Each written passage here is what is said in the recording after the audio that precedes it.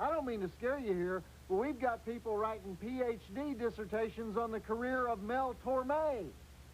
Not only that, it's spreading. It's not just Greenwich Village anymore. It's San Francisco. It's Chicago. It's L.A. It's even Atlanta. When things get to Atlanta, we're so far gone that we might as well go ahead and report it to the Center for Disease Control, you know? New ones are pouring in every day from Paris and Brussels and Copenhagen, like poison cappuccino being dumped on the market. You know, maybe if we set up SWAT team roadblocks at the airports, we can prevent any more Eurotrash performance artists in black silk shirts from slinging their greasy ponytails on our sacred American soil. Now, don't get me wrong. I'm not talking about female impersonators. If guys want to dress up like Edith Piaf and croak like cockroaches, I continue to support the right of any American to do any disgusting thing he wants to with his body. But that's not what we're talking about. We're talking about foreign Liza Minnelli lovers invading our high schools and convincing every would-be beauty queen that someday she, too, can warble the Cy Coleman songbook while balancing on see-through green-tinted mules. Do we want that? Do we really want that in this country? I think not. Don't make me talk about this a second time. And speaking of things you should never look at in the daytime, our feet, that went right over their heads, then it just went, woo, 9 miles over their heads. Anyway, our first feature tonight is The Omen, the great Omen, the classic Omen, the movie that introduced Damian to the movie-going public. Lee Remick's baby dies in childbirth, but Gregory Peck is her husband, and he's not dealing with it well, so he says, oh, what the hell, I'll just tell her this other one is her baby, the one given to me by a strange-looking Catholic priest.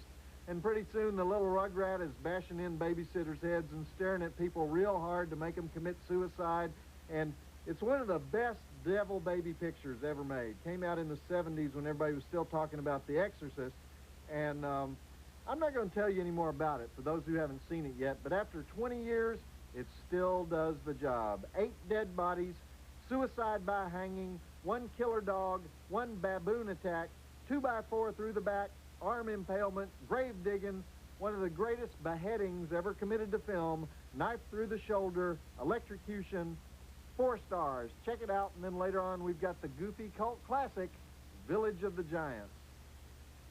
Notice how I say goofy cult classic? That's a way of avoiding saying movie so bad that the only way to watch it is to feel superior to it. See, that's a little trick we learn in late-night movie hosting school.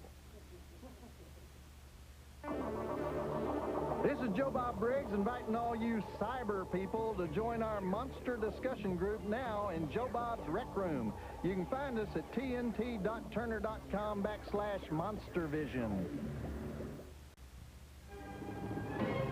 Back to Monstervision host Joe Bob Briggs on The Omen. Wow, this movie takes off like a rocket, doesn't it? That scene where the nanny hangs herself just throws the whole flick into a weird new place. And you have to remember that when this came out in 1976, nobody knew exactly what was wrong with Damian. So there was no way to figure out exactly what happened in that scene.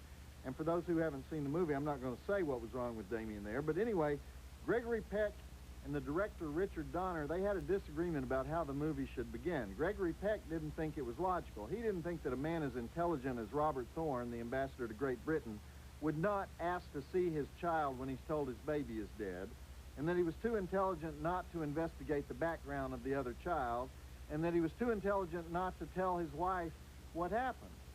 But Richard Donner wanted the movie to start out fast and get really weird and ominous right away, and so he said, well, with what we've got to show them here, nobody's going to be worried about logic.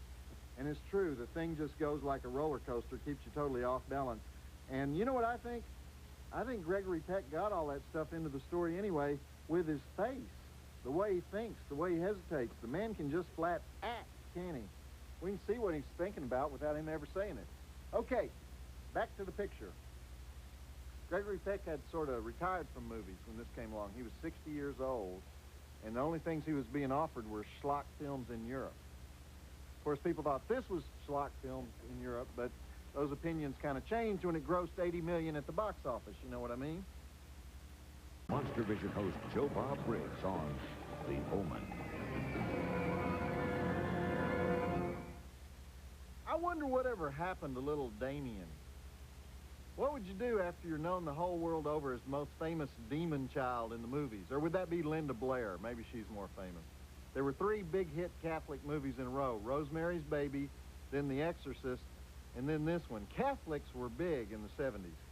Anyway, that actor is named Harvey Stevens, and if he was, say, 5 years old when this movie was made, I don't know how old he was, but he'd be mid to late 20s today. But I do want to tell you the story of how he got the part. They were over in London getting ready to make the movie, and they'd already hired this other kid to be Damian, but 2 weeks before they started, his dad read the script and said, "I'm not allowing my son to be the devil." And so they had to start all over. So they saw dozens of little boys, and they couldn't find one that looked demonic enough, and they were actually thinking about changing the part to a little girl. But Harvey Bernhard, the producer of the flick, said, no, let's give it a chance. And then this kid came in that he calls a tough little cockney toe-headed son of a bitch. But the director, Richard Donner, was still unconvinced about this kid, so they decided they'd screen test him. So they went out to this estate somewhere in London, and Richard Donner told the kid, okay, I'm going to start the camera, and when I say action, I want you to come at me and try to beat me up. So they start the camera, he yells action, the kid kicks him right directly in the groin, knocks him onto the ground, beats the crap out of him, kicks him several more times. Donner keeps yelling, cut, cut, cut, cut. But the kid won't stop, so some guys come over and pull him off the director. Richard Donner stands up and he says, okay, just dye his hair black. Damian was born. Okay, roll the movie. You know when he looks the creepiest? When he grins. Gives me the willies. Oof. Up next, Joe Bob Briggs hosts the movie with some Texas-sized teenagers. See Little Ronnie Howard in Village of the Giants. And tomorrow night at 9, Mark Singer cracks the whip in Beastmaster 3, The Eye of Braxis on TNT.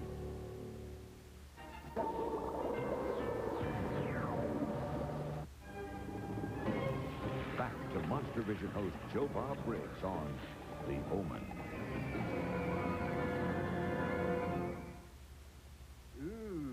Priest on a stick. The famous lightning rod impalement scene from The Omen. Fairly famous scene that's been talked about forever. You know those monks you can hear singing whenever anything creepy happens in the movie? That's all original music written by Jerry Goldsmith, who won the Academy Award for this movie. But the strangest thing is that Jerry Goldsmith was also nominated for the Oscar for Best Song. He wrote a song called Ave Satani. You'll hear the monks singing it from time to time in the movie.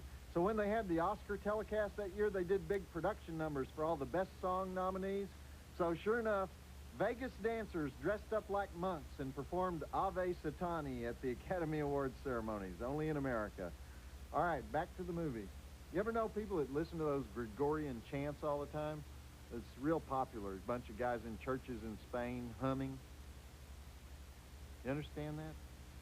Yeah, I don't understand that either. But I buy those CDs because if you play them in your apartment, sometimes girls will sleep with you. I can't explain it. Hey, want to know what a true Joe Bob fan is really like? Guess not. Well, anyway, come down to Joe Bob's Rec Room anyway. Meet some of the fellow mutants. The address is tnt.turner.com/Monstervision. Scariest chat room in town. Back to Monstervision host Joe Bob Briggs on The Omen.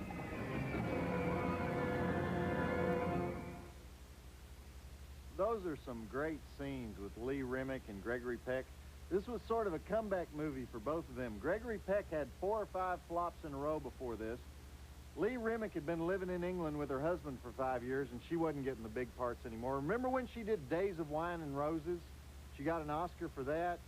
She can do emotional scenes, that's for dang sure. She did all those great movies like A Face in the Crowd with Andy Griffith and The Long Hot Summer and Anatomy of a Murder.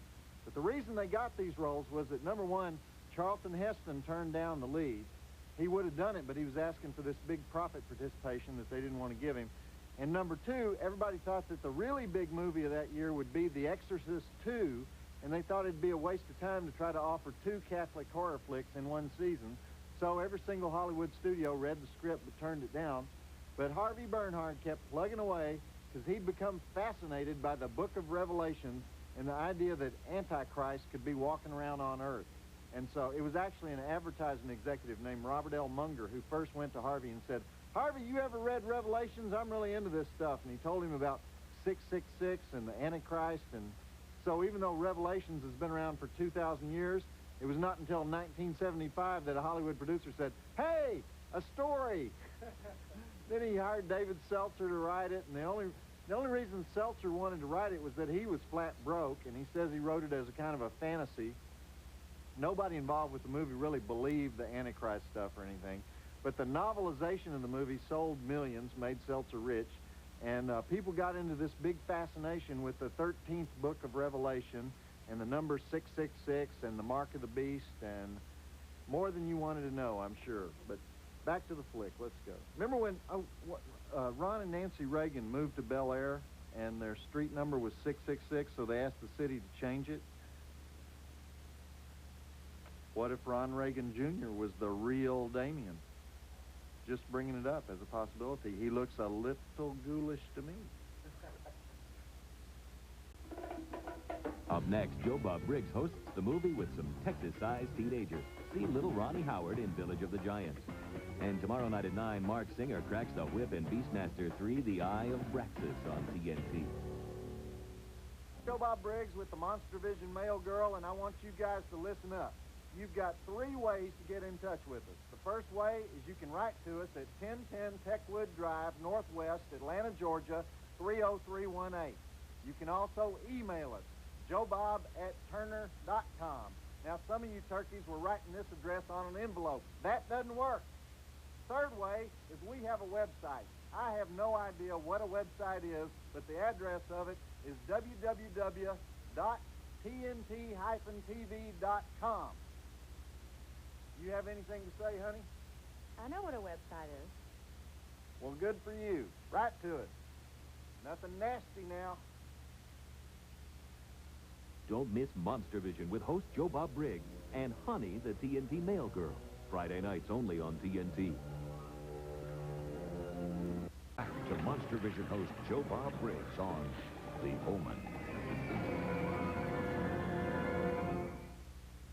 Okay, as Gregory Peck and David Warner go in search of the old priest who knows what happened on that fateful day 5 years ago, we're going to ask the TNT Mail Girl to sashay her way out here and help us read a quick letter.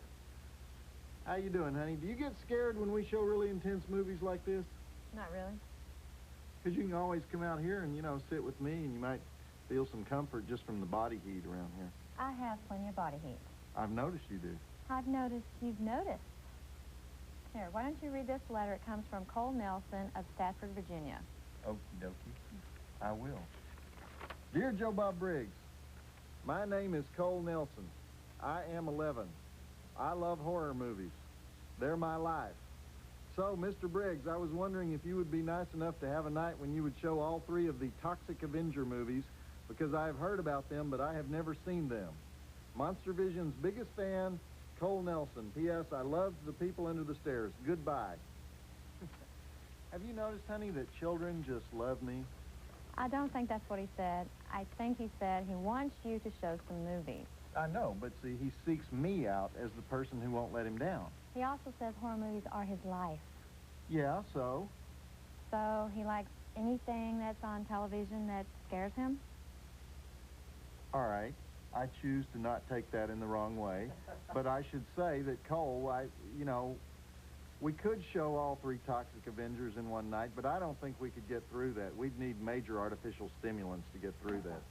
Don't talk about drugs to 11-year-olds. I didn't say drugs. I didn't talk about drugs. I said artificial stimulants. I could have been talking about coffee. Well, coffee's not good for children either.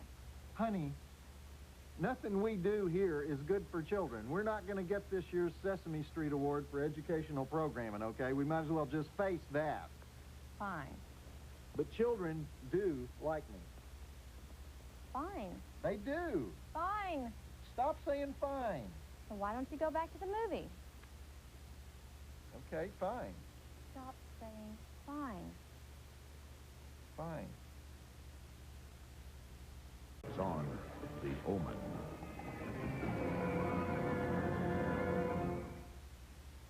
Oh, look, my second ex-wife. also known as The Plaintiff. Well, that movie takes off like a rocket, doesn't it? That scene where the nanny hangs herself just throws the whole flick into a weird new place. See, you have to remember that when this came out in 1976, nobody knew exactly what was wrong with Damian, so there was no way to figure out exactly what happened in that scene. And for those who hadn't seen it, I'm not going to say what was wrong with Damian there, but I wonder whatever happened to little Damian, that actor. What would you do after you're known the whole world over as the most famous demon child in the movies? Or maybe that would be Linda Blair, actually, who was the most famous. There were three big Catholic movies in a row. Rosemary's Baby, The Exorcist, and then this one. Catholics were big in the 70s. So anyway, that little actor's name is Harvey Stevens, and if he was about 5 years old when this movie was made, then he'd be, mid to late 20s today. But I wanted to tell you how he got the part. They were over in London getting ready to make the movie. They'd already hired another kid to be Damian, but 2 weeks before they started, the kid's dad read the script and said, "I'm not allowing my son to be the devil." And so they took him out of the movie. They had to start over, so they saw dozens of little boys, and they couldn't find one that looked demonic enough. And they were actually thinking about changing the part to a little girl. But Harvey Bernhard, the producer of the flick, said, no, let's give it a chance. And this kid walked in, and he called a tough little cockney toe-headed son of a bitch, but the director, Richard Donner, was still unconvinced, so they decided they would screen test him. So they go out to this estate somewhere in London, and Richard Donner tells the kid, okay, we're going to start the camera, and when I say action, I want you to come at me and try to beat me up. So they start the camera rolling, he yells action, the kid kicks him right directly in the groin, knocks him onto the ground, beats the crap out of him, kicks him several times, and Donner keeps yelling, cut, cut, cut, but the kid doesn't know what cut means, so he won't stop. So some guys come over and they pull him off the director, so Richard Donner stands up and he says, okay, fine, just dye his hair black. And Damian was born. Okay, roll the movie. You know when he looks the creepiest? When he does that grin, he grins, you know, gives me the willies. Almost as creepy as this place. Joe Bob Briggs, TNT Super Bowl weekend. Isn't this weird what we're doing here, you know, because small children are watching this, getting ideas about their babysitter. Back to Monstervision host Joe Bob Briggs on The Omen.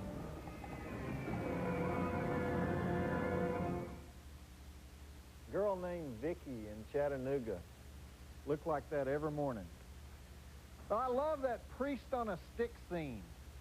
The famous lightning rod impalement scene from The Omen. Wholesome family Super Bowl entertainment here on TNT. You know those monks that you can hear singing whenever anything creepy happens in the movie? That's all original music written by Jerry Goldsmith, a fairly famous composer, who won the Academy Award for this movie. But the strangest thing is that Jerry was also nominated for the Oscar for Best Song for a song he wrote in the movie called Ave Satani. You'll hear the monks singing Ave Satani from time to time. So when they had the Oscar telecast that year, they did big production numbers for all the Best Song nominees. So sure enough, Vegas dancers dressed up like monks performed Ave Satani at the Academy Awards ceremonies, only in America. Okay, back to the movie. You ever know people that listen to those Gregorian chants all the time? You know, it's real popular now. A bunch of guys in churches in Spain humming. You understand that? I don't either, but I buy those CDs, though, because if you play them in your apartment, sometimes girls will go to bed with you. I can't explain that, but it's, you know, something else I was thinking about, too. Remember when Ron and Nancy Reagan moved to Bel Air and their street number was 666? So they asked the city to change the street number on their house? What if Ron Reagan Jr. is the real Damian? Why were they so worried about it? I'm just bringing it up as a possibility. He looks a little ghoulish to me.